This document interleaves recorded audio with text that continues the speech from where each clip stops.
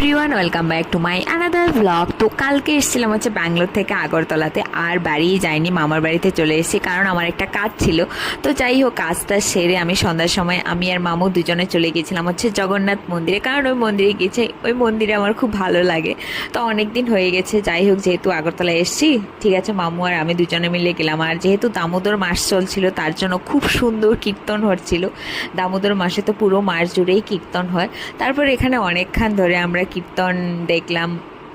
তারপর ওখান থেকে আমি আর মামু দুজনে মিলে পুরো মন্দিরটা ঘুরে এনেছিলাম। আর যেহেতু রবিবার ছিল, রবিবারের দিন প্রচুর ভিড়, তো খুব ভালো লাগছিল দেখে। মানে ঠাকুরের জায়গায় গেলে আলাদাই একটা শান্তি, মনে খুব ভালো লাগে দেখতে।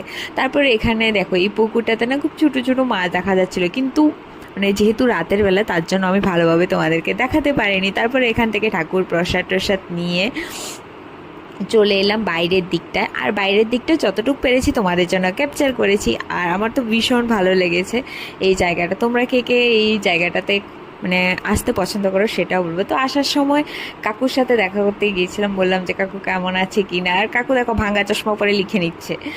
তো যাই হোক, যেহেতু অনেক দিন পরে এলাম, তো জিবি বাজারে এসেছিলাম, তো জিবি বাজারে গিয়ে কাকুর সাথে একটু দেখা করে চলে এলাম হচ্ছে আবার বাড়ি এসে দেখি দিদা রান্না বান্না করছে। So that's it for today. দেখা হচ্ছে তোমাদের সাথে নেক্সট ব্লগে। ভালো লাগলে লাইক কমেন্ট শেয়ার।